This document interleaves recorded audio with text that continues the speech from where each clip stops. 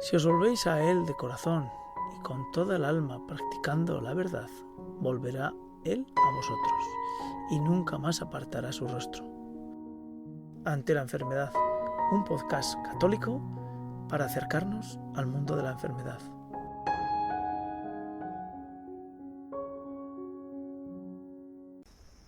A mí de lo que relatas en tu texto dentro de Iglesia en Aragón, a mí lo que me hizo reflexionar es cómo Dios hace el cambio gracias a un encuentro físico. Ujú. ¿Me explico? Es decir, muchas veces vivimos dentro de la iglesia y con nuestra fe, viviendo o persiguiendo, buscando una situación espiritual intangible que se parece más al nirvana que realmente a la fe de la iglesia, ¿no? Sí, Y sí, sí. porque, claro, aquí vemos otra vez más que Dios busca el encuentro, busca la confrontación y busca algo que realmente despierte físicamente a Jacob Ujú. y hace que en nuestras vidas los hechos fundamentales, fuertes, duros, son los que nos tocan por dentro y los que nos despiertan para que tengamos una respuesta que en unas condiciones pueden ser positivas y otras veces puede ser negativa. Pero incluso de la de la respuesta que tengamos negativa, Dios intentará buscar el mejor camino para que lleguemos hasta Él. Pero me centro. El personaje, Jacob, recibe un golpe, como tú decías, una lucha física para despertar. Que duda cabe que la enfermedad es una lucha física real, tan real como una lucha entre dos personas, Cuerpo a cuerpo, cuerpo a sí. cuerpo. Ujú. Sí, y eso que dices es absolutamente cierto. Esto ocurre con otros personajes y iremos viendo más adelante. Eh, es que el cristianismo no es un azucarillo, no es una cosa de almíbar. Jesucristo, Dios, no es almíbar. No hay combate, hay tantos santos. ¿Qué santo no hay que no haya sido probado? En la enfermedad, en el sufrimiento. Estoy pensando ahora en Santa Teresa de Lisieux, por ejemplo, su enfermedad, en tantos otros, ¿no? En tantos que han sido probados. Y bueno, la propia historia iremos viendo, Job, el propio David con la muerte de su hijo, bueno, en fin, tantos casos. Pero hay un tema que me gustaría incidir. eh, Hay un momento en el que este rival misterioso, que es Dios, como ya hemos desvelado, le pregunta a Jacob, ¿cómo te llamas? ¿Cuál es tu nombre? En el fondo, esto sucede también ante la enfermedad, en nuestro lecho, seguramente, en nuestra cama. También sentimos que nos preguntan, ¿quién eres? O sea, ¿qué sentido tiene todo? ¿Quién eres? ¿Quién es Eliseo? ¿Quién es Eliseo? Es una pregunta muy importante, es muy profunda. ¿Quién es Raúl? ¿Quién es? Porque a veces vivimos con una careta, no sabemos ni quiénes somos. Conocer el nombre de alguien para las escrituras implica como un poder sobre la persona. Es como si el nombre contuviera la realidad más profunda de la persona, el secreto de la persona, el destino de la persona, la verdad de esa persona. Si uno dice su nombre, es como si se convirtiera en esclavo del otro, podríamos decir así. El otro como si ya pudiera dominarlo, ¿no? Cuando Jacob revela su nombre, lo que está diciendo es que se pone en manos del adversario, se rinde, se entrega al otro, se entrega. Y bueno, ante la enfermedad, también en ese momento, ¿quién es Eliseo? ¿Quién es Raúl? ¿Quién es Pepe? ¿Quién es Pablo? ¿Quién es? Pues mira, Dios, yo no sé quién soy, solo sé que me entrego a ti para que tú hagas lo que quieras.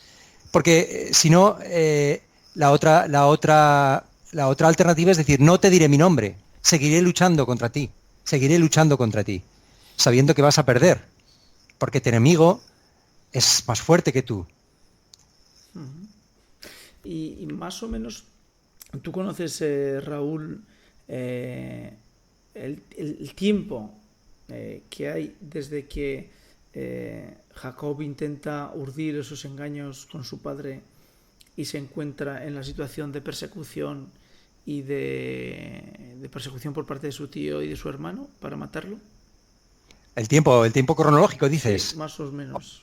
Hombre, pues hay bastante tiempo porque ten en cuenta que Jacob estuvo trabajando para su tío 7 años más otros 7 para conseguir a su esposa Raquel, que su prima Raquel, que era la hija de Labán. O sea que desde que empezó con sus artimañas, quitando, robando la primogenitura a su hermano, hasta que se fue huyendo, igual pasaron 14 años, mínimo, según cuenta la escritura. Di que también esto de los años, ya sabes que a veces también en la Biblia se habla de años y no tiene por qué ser los años que nosotros conocemos. Y el número 7 siempre figuración de plenitud, eso es. Con lo cual, eso es. Pero vamos, que fueron años, no. Sí. Ya lo creo que sí. ¿Y cómo crees que nosotros podemos encontrar cuál sería la situación en que Jacob, una vez que ha tenido el encuentro con Dios y ha tenido esa pelea y ha tenido esa confrontación y le ha dejado una marca, qué le supone eso en el resto de su vida? Pues mira, le supone conocer su debilidad, que eso es lo más importante que puede tener un hombre. Conocer que hay otro que es más fuerte que tú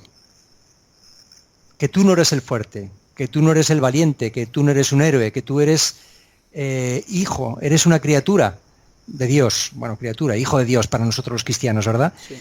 Pero has conocido tu debilidad. Ese es Jacob. Él que era un hombre hecho a sí mismo, que diríamos hoy en día, ¿verdad? Un hombre hecho a sí mismo. Imagínate un hombre de posguerra, de la posguerra, un hombre que ha sufrido, que ha padecido, que se ha tenido que sacar las castañas del fuego, como diríamos ahora, que no debo a nadie, que todo me lo he sacado con mi esfuerzo, con mi sudor, que en el fondo eso que lleva pues al orgullo, a la soberbia, de decir, soy más chulo que nadie, porque todo me lo he sacado, nunca he tenido que pedir nada a nadie. Bueno, pues Jacob ha conocido su debilidad, ha conocido que él no vale nada, que hay otro que es más fuerte que él, que lleva su vida. Esta es su experiencia, va a quedar marcado para siempre. Cuando tenga la tentación de pensar que él es fuerte, mirará a su cadera y se dará cuenta que no, que hay otro que le ha herido para siempre, que ha quedado herido, que ha matado su soberbia. Que en el fondo el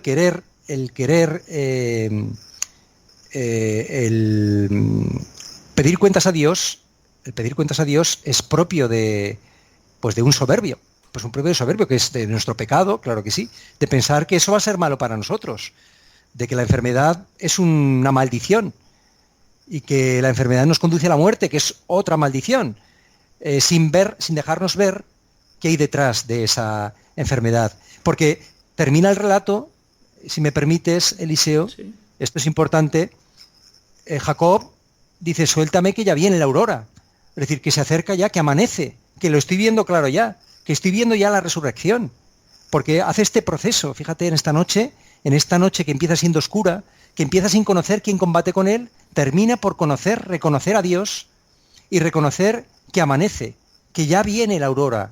Suéltame, que ya está, que reconozco que tú has vencido, has sido más fuerte que yo, has vencido. La aurora, amanece, la resurrección de Cristo, la victoria sobre la enfermedad y sobre la muerte. Esto es lo que reconoce Jacob. Y esto es lo que hay detrás de esa noche oscura, que es la enfermedad. ¿Detrás quién está?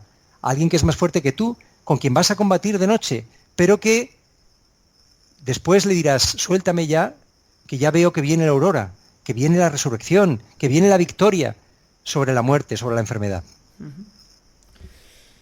Evidentemente, como siempre me gusta señalar, porque los que nos escuchen tengan claro que nosotros tenemos una ventaja con respecto a todos estos hombres de Dios que están escritos con letras de sangre y fuego dentro de la Biblia, ¿no? Y es que nosotros somos hijos del Nuevo Testamento y tenemos grandes aliados y armas para protegernos, ¿no?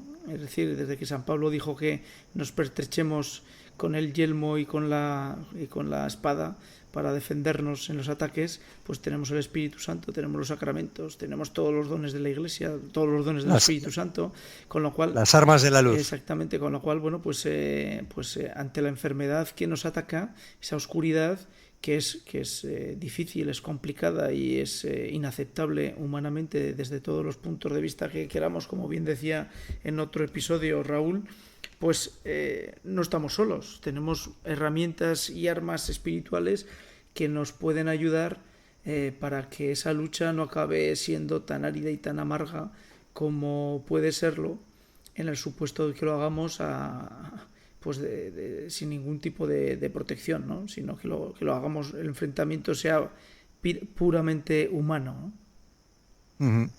Y bueno, y sobre todo has dicho una cosa que a mí me ha gustado mucho, este lenguaje bélico, que en el fondo es cierto.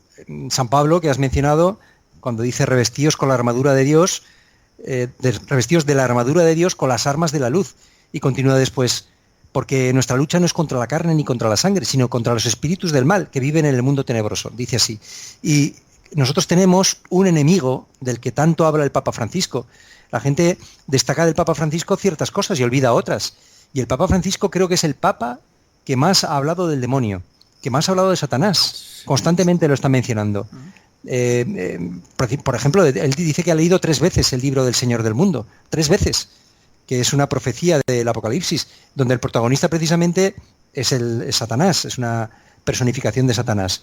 Bueno, pues tenemos a un enemigo con el que tenemos que luchar, porque este enemigo nos va a decir siempre, es el que nos va a susurrar que que esto que estamos aquí hablando Eliseo y yo son cuentos chinos, que esto es una especie de opiáceo que nos inyectamos en vena para poder tolerar algo intolerable, que es el sufrimiento, que de ninguna manera puede ser tolerado. Antes morir que sufrir. Entonces, ese demonio mentiroso, porque es lo que es el demonio mentiroso, nos va a susurrar al oído argumentos para intentar desmentir todo lo que estamos hablando ahora, que es la verdad de la Iglesia. Sí, y esa combinación es extraña, ¿no? Porque por una parte tenemos el hecho físico de cómo Dios nos agita por dentro por medio de elementos físicos como puede ser la enfermedad o el fracaso humano de un proyecto que tienes o una aspiración. Y dentro de ese mundo que cada uno nos intentamos construir, además lo hacemos tan dignamente que parece que hasta es bueno, ¿no? Y sin embargo el Señor intenta derribar físicamente esos elementos que nosotros nos estamos construyendo, a pesar de que el combate, como dice Raúl, no es un combate físico, sino que es un combate realmente espiritual, ¿no? Pero claro, ese elemento, ese sufrimiento, pues lo que intenta, en ese sufrimiento dentro de la enfermedad, lo que intenta es hacer despertar al espíritu para que busque la luz. Sí, de hecho, San Pablo dice, a mí hay una frase que me encanta, que dice, mientras nuestro cuerpo exterior se desmorona, nuestro hombre interior se va renovando cada día. O sea, San Pablo une el desmoronamiento del hombre exterior, del cuerpo, une con el crecimiento del hombre interior, con el crecimiento del espíritu. Como si fuera necesario cierto desmoronamiento, cierto olvido de nuestra seguridad, en este caso de nuestro cuerpo, para que crezca nuestro hombre interior, que no es ese hombre de la carne, ese hombre atenazado, abrazado a su pequeño chiringuito que se ha montado aquí en este mundo y del que no puede soportar separarse cuando nuestro destino es el cielo. Nuestro destino, nosotros no somos personas que hemos nacido y que nuestro destino es ninguna parte, ¿no? Nuestro destino es el cielo. Y entonces a Dios no le importa lo que tú sufras, mientras sirva para tu destino, mientras sirva para tu regalo, que es el cielo. Y si para eso tienes que sufrir, yo estoy seguro que Dios no le va a importar que sufra. ¿A ti te importaría como padre que tu hijo sufriera un poquito para algo bueno para él? Pues dirías que sufra lo que tenga que sufrir. Oye, si es para su bien, pero si le conviene hasta sufrir. Sí, como dice... Es que si no a veces, claro, si es que si no a veces, a mí, gracias a Dios, si no llego a tener paro, si no llego a tener enfermedad y llego a triunfar en mi trabajo con 22 años, seguramente sería una persona más insoportable de lo que ya soy. Claro, me estuvo bien el sufrir, claro que sí. ¿Quién sería David? Sí, bueno, ya hablaremos de David en otro momento, pero tantos y tantos. Bueno, pues yo creo que nos ha dejado claro Jacob que, bueno, pues que tenemos que esperar, o mejor dicho, que no podemos dejar de esperar que Dios busque encuentros físicos fuertes para despertarnos, que no somos místicos la mayoría, con lo cual lo que busca el Señor es poder hablarnos con palabras reales, con palabras físicas, para que vayamos despertándonos y sepamos mover nuestras realidades en la tierra a unas realidades más celestes. Lo que ocurre es que lo que dices tú, lo que dijiste en otros capítulos, el aceptar que el sufrimiento es una parte imprescindible para nuestro crecimiento y nuestra búsqueda y nuestra perfección y para llegar al cielo y el encuentro con Dios, es complejo de ya no solamente de entender uno personalmente, sino de repetir y que otro escuche esto y no le parezca un auténtico disparate, una majadería y un escándalo. Por supuesto que sí, eso, que alguien pueda escuchar esto y que le parezca que que es la verdad, bueno, eso depende ya de si el Espíritu Santo le da testimonio a su espíritu de que esto es verdad. O sea, nosotros ahí no podemos hacer más. Yo esto lo he vivido también en mis propias carnes. Yo, sin conocer a Dios, sí que oí hablar de Dios en un momento determinado de mi vida, como ya conté en mi experiencia, ¿Sí? y tocó mi corazón, misteriosamente. Eso es un misterio, porque a unos sí y a otros no. Pues eso que se lo pregunten a Dios. Sí, sí. Nosotros no tenemos respuestas, ¿verdad, Eliseo? No, eso sí que es un misterio total. Porque Pero lo que sí que es verdad, y con esto, perdóname, pero quiero terminar con esto, y es que todas las intervenciones de Dios hacia los hombres, con la enfermedad, con la muerte, con el destierro, estoy hablando de capítulos o de momentos cumbres en la historia de la salvación, el destierro de Israel, van siempre encaminados a que el hombre entre en la humildad. El hombre sea humilde, porque la humildad es la verdad. Sin la humildad no vamos al cielo. La humildad. Esto lo describe muy bien San Pablo, ¿no? En el himno a la kenosis, famoso, ¿no? Con un mismo Dios, con un mismo espíritu, teniendo los mismos sentimientos de Jesús, el cual, siendo Dios, no retuvo ávidamente su dignidad, sino que se hizo hombre. Bueno, etcétera, ¿no? Ser humildes y la enfermedad nos lleva a la humildad. Los acontecimientos que nos hacen sufrir nos hacen humildes, a la fuerza. Jesucristo combatió la soberbia como el peor de los pecados. ¿Por qué combatió a los fariseos? ¿Porque fueran peor que los demás? No. Había otros que eran peor. Estaba el fariseo y el publicano en el templo rezando. ¿Y por qué justificó al publicano? Porque el publicano decía, Señor, ten misericordia de mí. Y el otro decía, el fariseo decía, gracias Señor por no ser como esos, que son rapaces, que son injustos, que son adúlteros, no como yo, que ayuno 3 veces por semana, que doy el diezmo. Jesucristo vino a combatir la soberbia, porque la soberbia nos lleva a la ceguera, a no poder reconocer a Dios. Si eres soberbio no puedes reconocer a Dios. Por eso Dios hará lo que sea para hacerte humilde, y si hace falta la enfermedad, lo que sea. Muy bien, Raúl, continuaríamos, ¿verdad? Pero ya lo creo.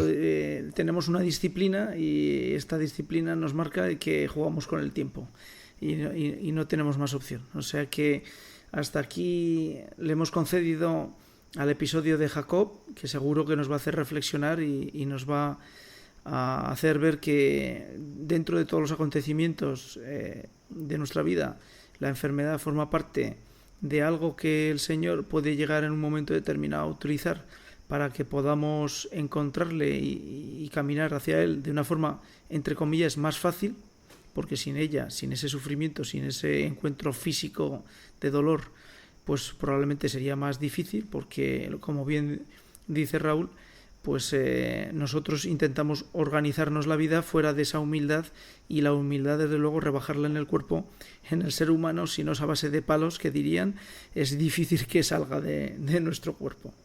Y vamos a terminar este episodio de Ante la enfermedad, pues pidiéndole a nuestra Madre que nos dé toda la luz del mundo y el consuelo, y que nos acoja y nos proteja bajo su manto, para que ahora o en el momento en que nos encontremos ante esa enfermedad o ante ese sufrimiento, o aquellos que conocemos que lo están viviendo, seamos luz y esperanza para que puedan vivirlo y que puedan utilizar su encuentro y podamos utilizar el sufrimiento nuestro para acercarnos hasta Dios.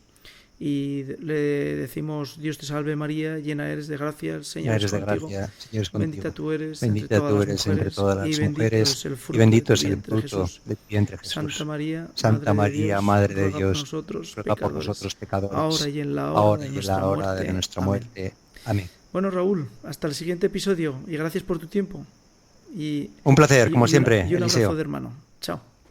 Igualmente, adiós.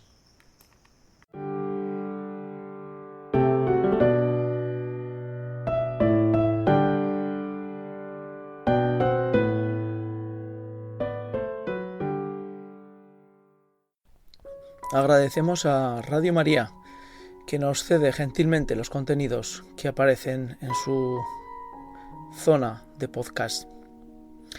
En concreto, agradecemos al Evangelio de la Salud, dirigido por el Padre Miguel Sebastián, y por qué no decir, de una gran ayuda para todos aquellos que se encuentran en la enfermedad.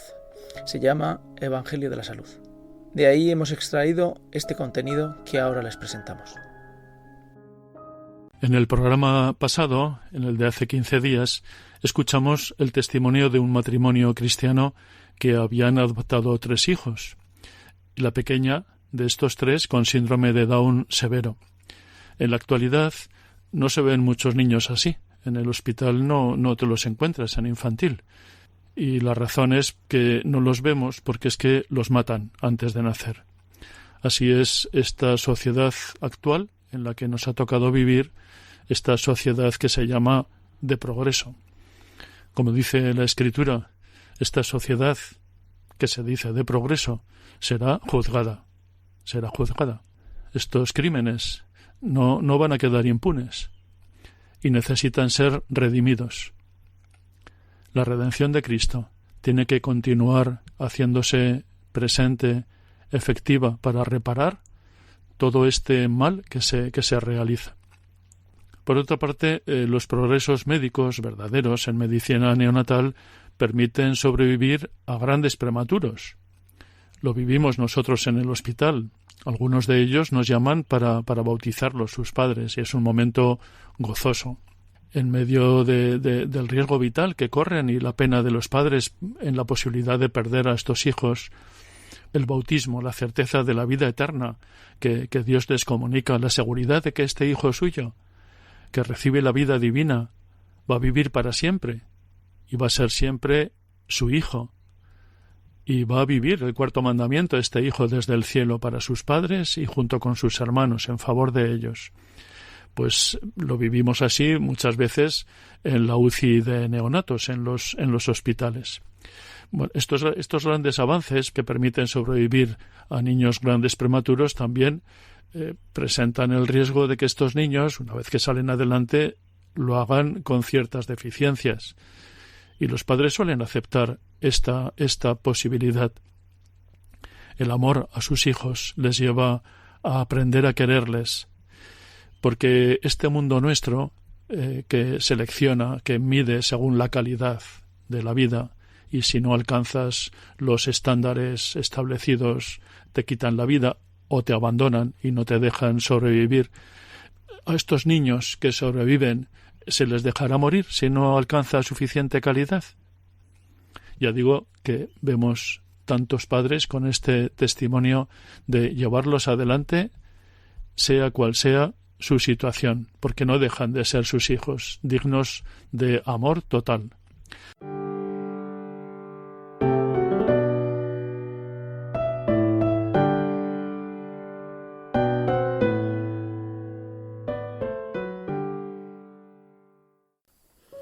La enfermedad como tal es un encuentro con nuestra debilidad, nuestras limitaciones y nuestra incapacidad. Por mucho que queramos, no podemos salir de nuestra realidad biológica. Somos seres biológicos y estamos dentro de la propia creación biológica de todos los seres que existen dentro del planeta Tierra. Biológicamente, los cuerpos enferman, se degradan y terminan, mueren. Y entre medio sufren enfermedad y sufren el deterioro típico de lo que es un cuerpo biológico. La enfermedad, pues, como tal, no es más que una consecuencia natural de nuestro ser biológico. Pero la enfermedad es un momento especial para el cristiano, porque es un momento para aquel que, si no ha hecho el encuentro, la experiencia de enfrentarse a la realidad de sí mismo, de sus limitaciones, lo puede hacer. Y puede hacerlo de forma y manera que, partiendo desde una humildad extrema y dejando todo orgullo humano, se pueda empezar a encontrar cara a cara con Jesús de Nazaret. Sí, porque ese es el primer paso radical para que un cristiano comience a ser. Necesita fe, necesita encontrarse con Jesús de Nazaret y que le hable y le mire, y su alma desnuda se enfrente a la realidad de un ser natural ante un ser sobrenatural. Si no hay encuentro con Jesús, no hay posibilidad de arranque, no hay posibilidad de comenzar el camino hacia Dios. No podemos dejar de decir y repetir que solamente si nos encontramos con Jesús podremos empezar nuestro largo camino hacia el cielo.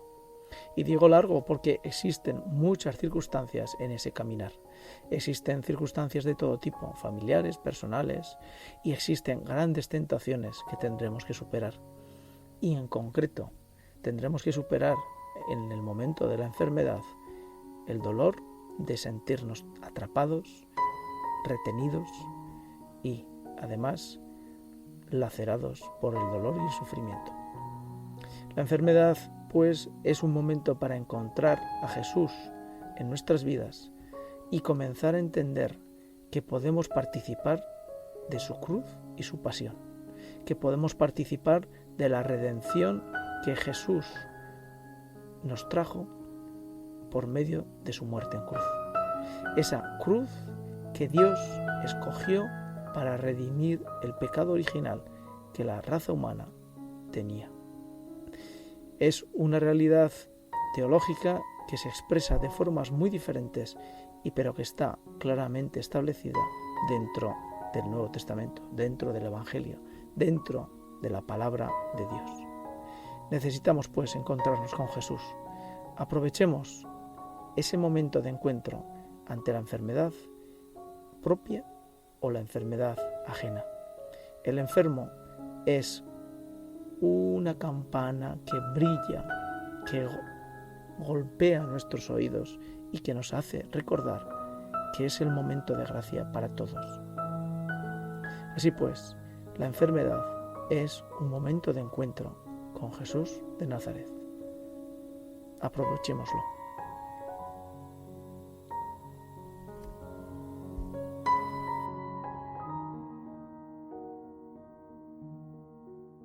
Si os volvéis a Él de corazón y con toda el alma practicando la verdad, volverá Él a vosotros y nunca más apartará su rostro. Considerad, pues, lo que ha hecho por vosotros y a pleno pulmón dadle gracias. Bendecid al Señor de la justicia, ensalzad al Rey de los siglos. Y anunciaré su poder y su grandeza ante la enfermedad, un podcast católico para acercarnos al mundo de la enfermedad.